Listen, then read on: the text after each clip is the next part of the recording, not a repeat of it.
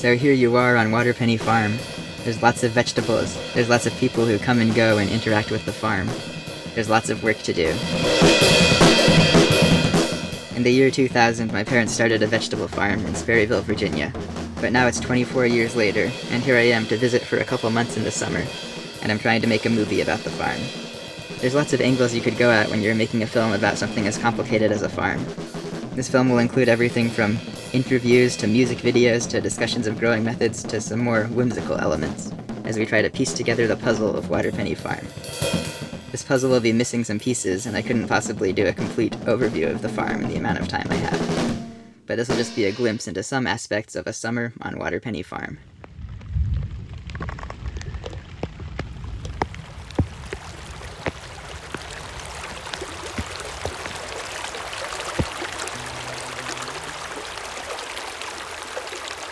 What's a waterpenny? This is a waterpenny. Waterpennies are aquatic beetle larvae that can only live in clean water. Their presence in a stream indicates that the ecosystem is healthy. Our farm is named for the waterpennies we find in the North Fork of the Thornton River, which borders our farm. We farm in an ecologically based, sustainable way using organic practices. This allows the waterpennies, and therefore our local ecosystem, to thrive. Rachel Bynum and Eric Plaksin, Waterpenny Farm. All right, let's get to know Rachel Bynum and Eric Plaksin. Let's get to know my parents. What are your favorite things about farming, Mom and Dad? I like to be outside. I like to have the chance to see the season progress. And I like how each year is similar, but then each year is also quite different. I also get excited whenever a new crop comes in. For me, what I like about farming as a job is it's work I enjoy that I can put into a context of doing something I think is important. And so I feel like we're growing good food, we're doing it in an ecological way, and I like that we're part of that movement, but I also just like the daily work of what it takes to accomplish that. Yeah, I like at the end of the day, seeing what you've done. That can be a very good thing. And I also just think it's beautiful. And I like the food. Yeah. I think the food that we grow is some of the best tasting food, and that would be one of the hardest things if we ever stopped farming or did something else. Just not having access to all the fresh food that we've grown ourselves would be hard to get used to. Yeah. And we also get a winter off. That's the other thing that I like about farming. We have a seasonal job. It would be hard for me to transition to a straight 40-hour-a-week kind of job at this point in my life. I would say it would be difficult to have every week be the same in my life.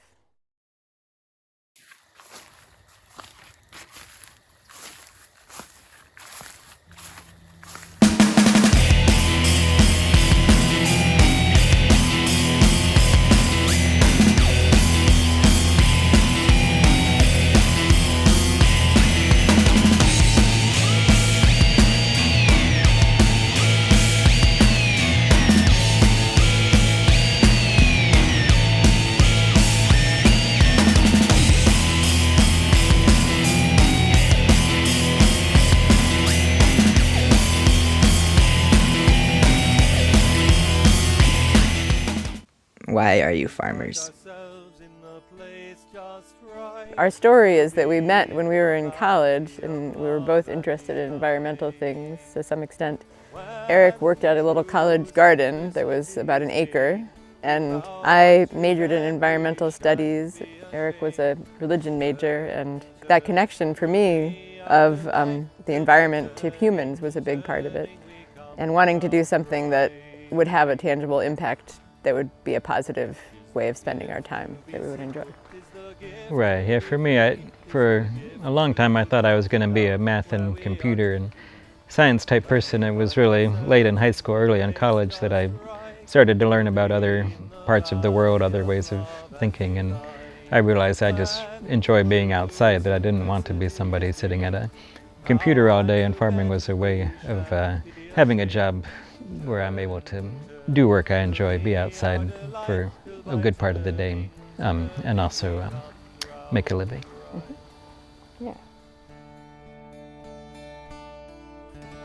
Hey, check this out. So it was a day where the sky was just all pure blue. So I took all these videos of the different plants in front of the blue sky, and then I could take out the blue and I could layer them together like this in this cool little animation. All right, so we've heard so much from Rachel Bynum and Eric Plaksin about the farmer perspective on farming, but now let's hear what the interns have to say. Let's interview Bel. Bel, what is your name? My name is Bel. And why did you decide you wanted to work on Waterpenny Farm? I like that this farm uses sustainable practices, and they help facilitate our learning, and it's in a beautiful place here in Sperryville, Virginia. What are your favorite things about Waterpenny Farm? Well, I like that it's such a beautiful place. I like that we're given like a lot of trust and freedom with our days, I think, just because of the way it's set up. But also my favorite parts are all of the sort of creative tasks like picking rainbow chard and flowers and bunching flowers. What do you feel like you've learned while working here? Well, this is my first time like working so long on one farm, and I think I've learned a lot about like seeing things like start to finish, seeing a brand new baby patch of squash that's like really tiny and easy to pick and you can see everything, and then it gets to like medium age and it's like a big crazy jungle, and then it all dies, and then but it's still growing squash, but it's like all the little squash plants are all dead and sad. How well have you gotten to know the surrounding area while working at Waterpenny? I think Sperryville I've gotten to know very well because it's like really accessible from the farm. You know, you can just kind of walk off the farm and you're in Sperryville, and you can wander around and see all the different nooks and crannies of Sperryville and meet the people of Sperryville who are very friendly. Yeah, I think Sperryville is a very interesting place that I've liked to learn about. What is your favorite vegetable? I used to be way more picky with vegetables, but being here, like, there's like always excess of vegetables, and it's there, so you get to try new things and like try new ways to cook them, and I've like gotten more comfortable with vegetables that I used to never really eat or try and cook or anything. I think it's hard to pick a favorite. There's definitely like iconic vegetables that we've had a lot of, such as zucchini. I've become really fond of, and I didn't used to be a zucchini person. So maybe zucchini is my favorite vegetable. Or potatoes. Potatoes are really good too. What is your perspective on the intern-farmer relationship, or what do you think about my parents? I think that they're pretty hands-off, but in a good way that makes you feel like they trust you to just figure it out and get things done. I think that if you want to learn more from them and get to know them better, you kind of have to like take the initiative yourself to ask them questions and get to know them and learn from them. But I think that when you do, you can learn a lot, and they're great people. What do you do during your time off? I explore all this beautiful world all around me. There's Shenandoah National Park. You can go hiking or just driving the Skyline Drive. There's a nice river to go swimming in. I go swimming in the river a lot.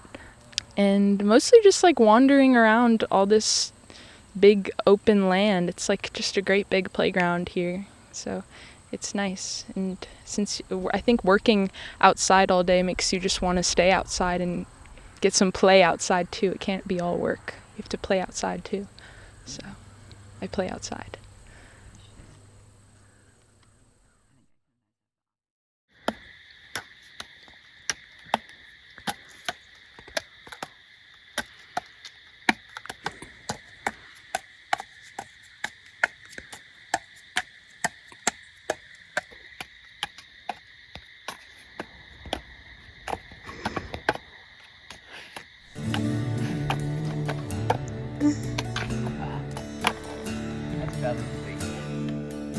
What is your perspective on the intern-farmer relationship? Well, we started off learning to farm at a place that hired interns who were not even interns, they were just workers. We were workers. So we decided that when we started our farm, we wanted to have people who were more deliberately interested in learning to farm and learning about farming. For me, thinking about interns, similar to what Rachel has said, I mean, we call it internship because we're thinking about it primarily as educational, somebody who doesn't have a lot of familiarity with a farm like this, learning about what it's like and then taking that knowledge and doing whatever they want to afterwards. I think it's the kind of thing that it benefits everybody to know what it's like to grow food and sell food and try to make a living doing that. I think it's a valuable kind of experience for lots of different people to have, no matter what they go on to do afterwards.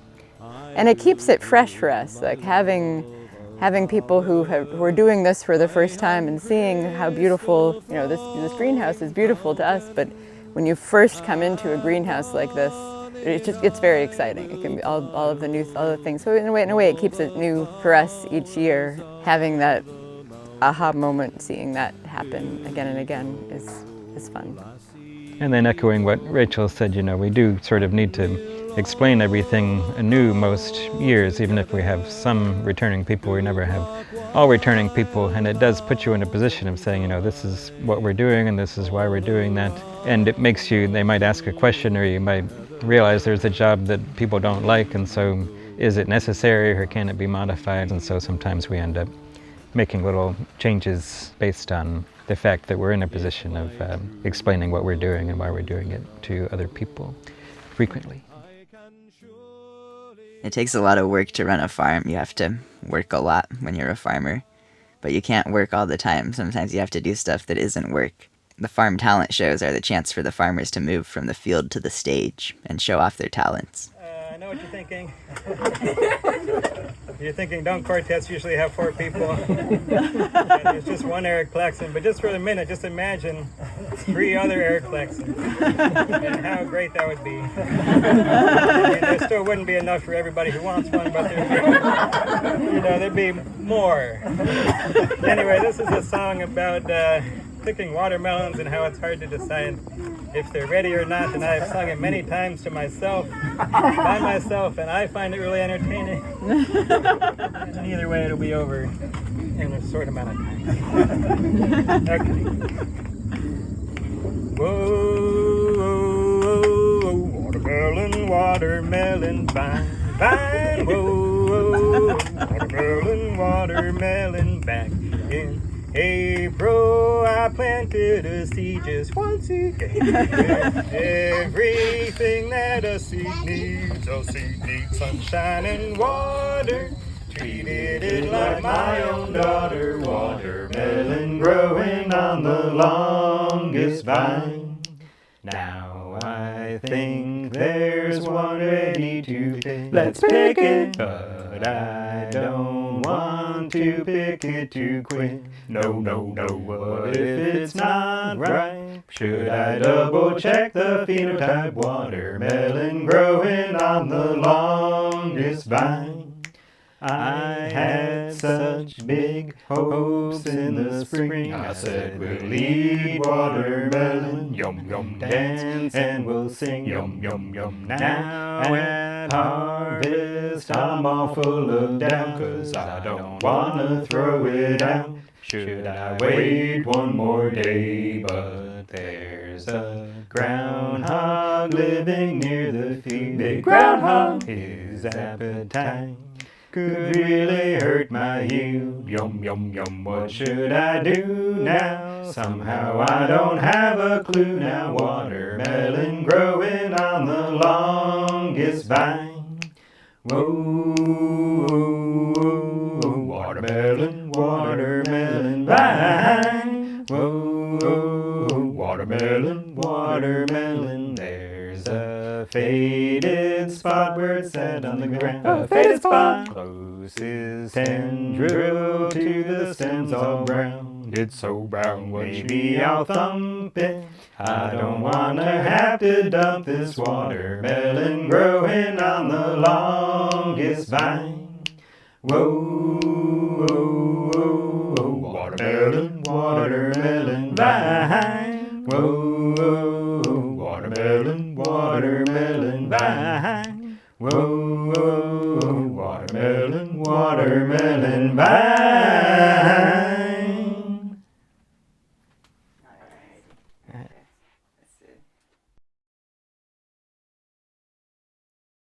Watermelon vine.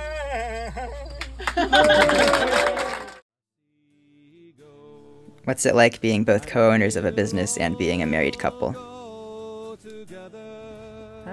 that's an interesting question. I mean, when we started our farm, we weren't married, and we had 2 years of our farm where we were just together figuring out the business. I think we didn't want to have the farm's success be the same as our relationship's success. I mean, in some ways, we're never off, I guess, during the season, but in other ways, we can fit things in conversation that we need to talk about. So I think it works out well. I also like it from the standpoint of having a family that a lot of people don't really know what their parents do for work, and I think that our kids have sort of naturally been able to learn some things about working and what our life philosophy is, probably more than we would have if we each went off to a separate, different job. I think it works really well for us. I don't think it always works well for everybody. Right. I think not every married couple, her partners want to also run a business together. I mean, there are some built-in challenges to that, but Rachel and I feel like we're on the same page on a lot of things. In the beginning, we kind of talked about every detail as we were setting up our business and setting up the farm, and as the farm got more established and we had more other things going on, we more have different realms that we're more responsible for, and we just start out on similar pages. You know, we worked on the same farm. We come from, sort of similar backgrounds or similar experiences, and so there's not a lot of things when we look at things totally differently, either as a married couple or as co-owners of a business.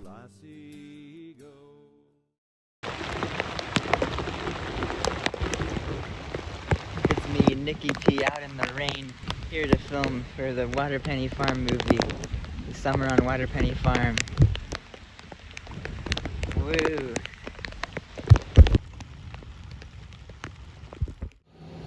How did you end up here at Waterpenny Farm?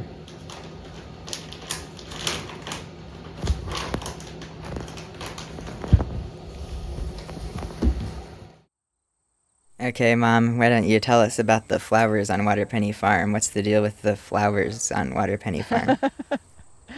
Well, the first flowers that we planted on Waterpenny Farm were actually perennial flowers that we planted in the area to my left. Right now, they're not blooming, but earlier in the season, there were bee balm that we used in some of our flower bunches. These perennial flowers started out the pattern of trying to have stuff bloom during the whole growing season on the farm. They pick these flowers to sell at the farmers markets, but the flowers are also an important part of the biodiversity of the farm. As I'm looking towards you, I can see 3 different kinds of butterflies, and I can see bumblebees and honeybees. Yeah, I can see the different skippers. It's really amazing how the biodiversity of the flowers enhances the farm. We want to have food for pollinators here all the time because we need pollinators to have vegetables on our farm. Anything that has seeds in it needs to be pollinated. So having habitat is really important. The flowers are also habitat for creatures that eat pests. I can see a spider web over there, having safe places for spiders and other beneficial insects like praying mantises and ladybugs, and lacewings is also really important. The way that we grow the flowers on the farm, we grow flowers that are not that hard to grow. We grow ones that you can grow just the way you would grow vegetables. So you can see that we have them irrigated, they're on a landscape cloth, mulch. When we first started the farm, I didn't realize that I would begin to enjoy flowers more. I really thought we would be more of a vegetable farm, and I thought that flowers were kind of silly or not necessary. But as I've been doing it for longer, I realized that they're an important part of both of the aesthetic of the farm for the people who come to visit it, and for us, for me and Eric and our workers, to have the presence of the flowers. So I love the flowers, and it's just magical to see the variety of creatures that enjoy them. We have them all over the farm in different places. All the flowers in the main fields of the farm are annuals that just grow for 1 year, but there are perennial flowers in other parts of the farm. There's the place where all that rudbeckia is blooming by the barn, and you can see it's a little bit shadier here. It's a good spot for this rudbeckia. Rudbeckia triloba is really nice for some pollinators, different pollinators, more like small butterflies rather than wasps. And then we also have some mountain mint growing here, and these late blooming asters are here, as well as the goldenrod, which is an amazing native pollinator plant. I like to have these close to the barn because I can pick them all the time and have them ready to go in our flower bunches, and they're really happy, bright flowers. And I like the way that it just is wild and naturalized, and we just gradually have curated it to keep the native nice flowers that we want to have, and it's a fluid, moving, growing garden. So I like it. It's one of my favorite spots, actually. Well, this is our newest garden on the farm, and we're going to have the idea that we'll expand it every year now. What we did last spring was we just smothered the grasses here, and then we brought in some old spent potting soil, and I grew some perennial plants that should come back up again and again, and some annuals that are really likely to reseed. In front of you, the closest to you is the bright red. It's a kind of celosia that is really attractive to wasps and bees and butterflies too, and that will reseed. It's an annual plant. And lower down below that is a kind of milkweed called butterfly weed, which is a very important plant for things like monarch butterflies, and also a great pollinator plant, great for bees and butterflies. I've seen a lot of fritillaries. And then we have some other kinds of milkweed, swamp milkweed that bloomed earlier with pink flowers. And right in front of me are this Tithonia, which is the Mexican sunflower that's orange, and then these tall Maximilian sunflowers. They'll grow next year, but taller than I am, and they'll come back again and again, and they're just really fun to have. So I'm happy with this because it shows a little bit of what is on the farm right here outside, where people can see it when they drive up to get their vegetables. And I really love this spot. That's most of what I have to say. I'm gonna clap.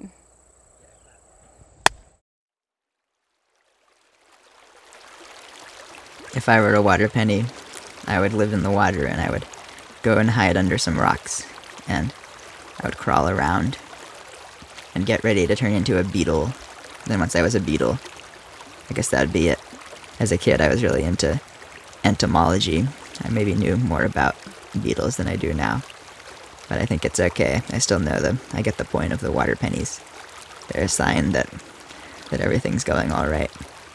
So if you can find Waterpennies, then then the river's all right.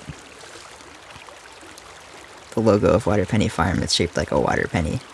Waterpenny Farm is always at the top, but sometimes we switch out the bottom part, so sometimes it'll say like Rappahannock County, Virginia, or sometimes it'll say other stuff. When I was a kid, I thought the bottom said no foxes. It was an anti-fox sign, because I thought that we didn't like foxes because they'd eat our chickens or something. So I thought we were going to tell them that on the sign. Okay, now let's put my dad in a tomato field and have him talk about tomatoes. Dad, how do you grow a tomato? What's up with the tomatoes on Waterpenny Farm?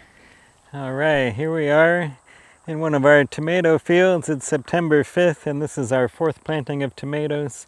We plant tomatoes 4 times in order to try to have tomatoes as long as we can. So our first planting went out in late April, and we started picking that a little bit late June, early July, and then this is our 4th planting, which is just coming in now, which hopefully will give us tomatoes from now through the fall. They stake and string the first 3 tomato plantings to trellis the tomatoes, but the tomatoes my dad's standing in aren't staked. They're too busy by this point in the season to spend time staking and stringing tomatoes. This also means stakes don't get in the way when they cover the tomatoes with row cover to protect them from fall frosts. And if we cover it with row cover, get it through the first few frosts that might come early October, then we can often have tomatoes pretty far into the fall. And then we grow all kinds of varieties. It's about 20 varieties of tomatoes that we grow. We appreciate the way it looks when we make a display. We like having all the different colors. And we like having all the different flavors. You can learn a lot about different tomatoes and how the yellow and orange ones are a little sweeter, and the red and purple ones are a little stronger, and the pink ones are kind of in between. And we like sort of making a rainbow of all the different varieties of tomatoes. Almost every year we'll try out new varieties of tomatoes. So this year we're trying a hybrid called Harvest Moon that we think has been doing well. They compromise between hybrid and heirloom tomatoes. Hybrid tomatoes are more uniform, productive, and last longer, but don't usually taste quite as good as heirloom tomatoes. Heirloom tomatoes taste great, but aren't as productive and don't last as long.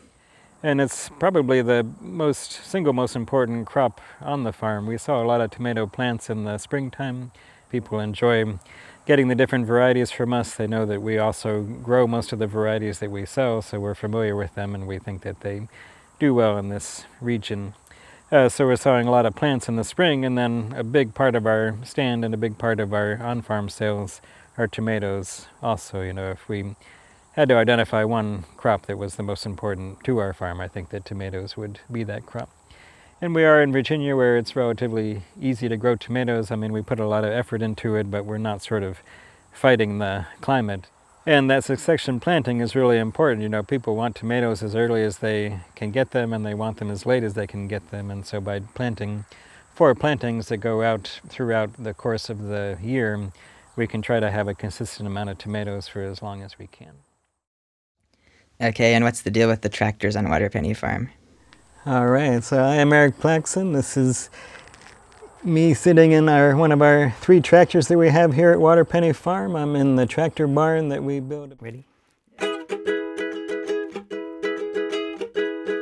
Rained every day on our farm for a week or so.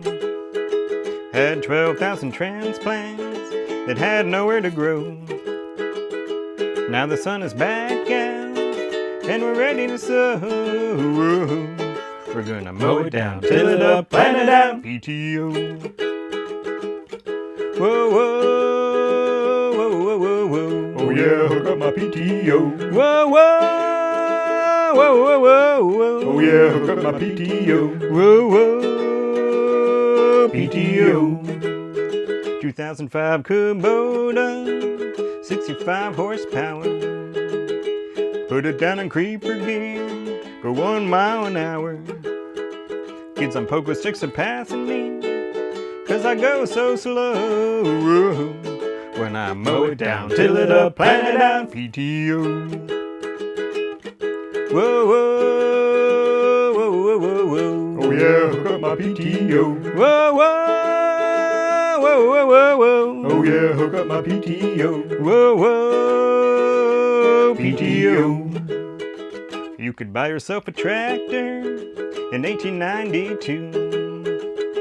Then by 1914, you could get a PTO too. Nobody's figured out a better way in 100 years or so.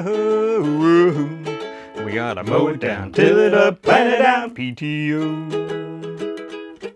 Whoa, whoa, whoa, whoa, whoa, whoa. Oh yeah, hook up my PTO. Whoa, whoa, whoa, whoa, whoa, whoa. Oh yeah, hook up my PTO. Whoa, whoa, PTO. And that pretty much finishes it, and so we have a few things that we use a lot of times. What are your thoughts on the connection between the farm and the rest of the world? Certainly in our community, we feel like people value the farm a lot.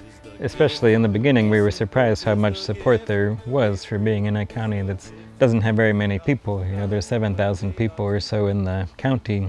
Our little on-farm stand was busier than the farm in Loudoun County where we worked, where there were 100,000 people there. And there's a lot of goodwill out there for us. I think people support what we're doing and are glad that we're doing it, and would be disappointed if we stopped. And that's true at the farmers market too, in a way that sometimes we don't even realize. With so many customers, there's people who are regular customers who really value the farm, who we don't know their name or we don't know what they do with their lives, but they clearly feel a connection and they show up. I mean, going to these farmers markets in the DC area, they're just really good markets. The people are there, they want what we have, they're willing to pay what we're charging for it, and that is their way of showing us that they value it. We've been doing it 25 years. The economy in the world has gone through a lot since the year 2000, but our farm has done well basically every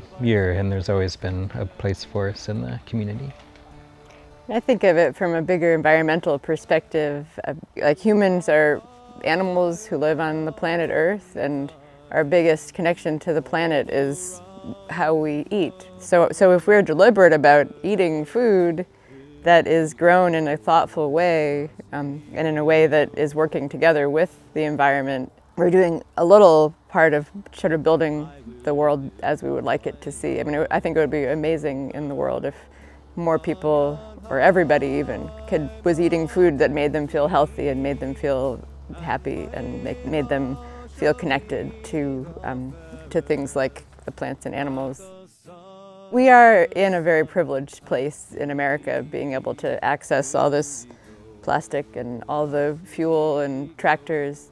I do feel like the basic principles of using ecosystem, thinking of the farm as an ecosystem, can happen in a lot of different ways and in a lot of different ecosystems. I would also say that I just look at vegetables and healthy food as just fundamental to so many other larger issues. You know, just eating more vegetables, eating more healthy food would help solve a lot of problems, a lot of health problems, physical health and mental health. And so I do feel like it's part of that larger goal of having healthier people.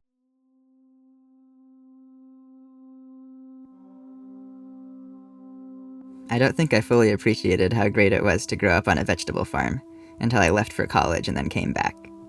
When you grow up on a farm, you have all this space to explore, all these resources to play with. You can do all these projects, you can make movies, you can juggle vegetables, you can build all these structures and Rube Goldberg machines. You're free to let your imagination run wild. Wizard battle on Waterpenny Farm. The battle of the squash wizards. The wizards get ready for their battle. The biggest battle of the year. Battle of the century. The wizard moves through the willow tree. The squash wizard moves wistfully through the willow tree. Nope, looks like you lost your hat there, buddy. Better pick that up. I hardly know word. These wizards have some good spells and good squashes ready to go. We better hope that none of them get squashed in this one. Whoever gets squashed is really a squash loser. The door doesn't really latch, it sort of falls open all the time. Both of these wizards were some of the best in college squash wizardry, but now it's their chance to make it into the big league. Whoever wins this battle will prove themselves as one of the best wizards, best squash wizards in the whole farm, and will have their chance to make it to the big game, the big championship. I remember way back when I was a young squash wizard. Now I'm just an old, moldy squash commentator. Squash.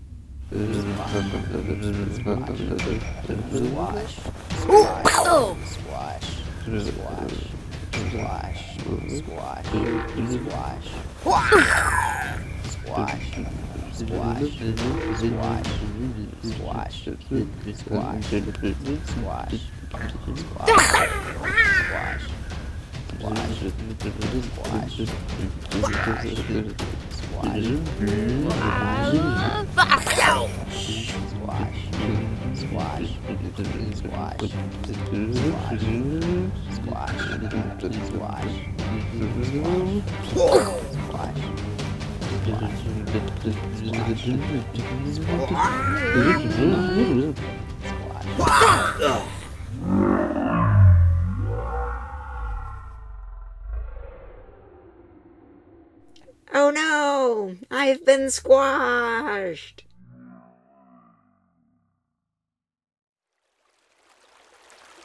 Wholesome food and a healthy environment.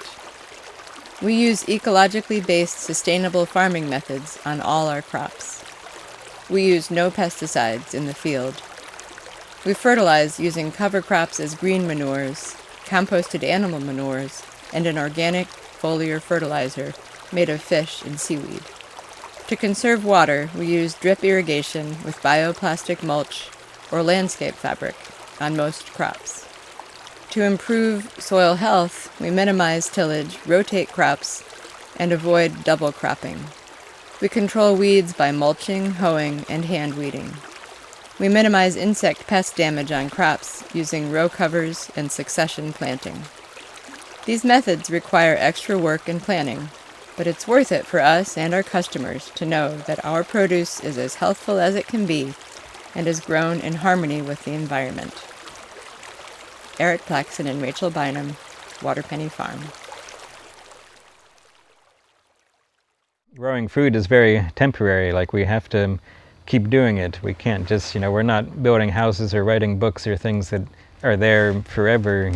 In some ways, like our farm feels like an institution or something that's has some kind of legacy, but in other ways, as soon as we stop, like that's it. Like there's not going to be more food the next week whenever we stop doing it. And so the legacy is in the education or in other people who might continue farming in a similar way. In some ways, there's not really anything to show for it after the food is gone.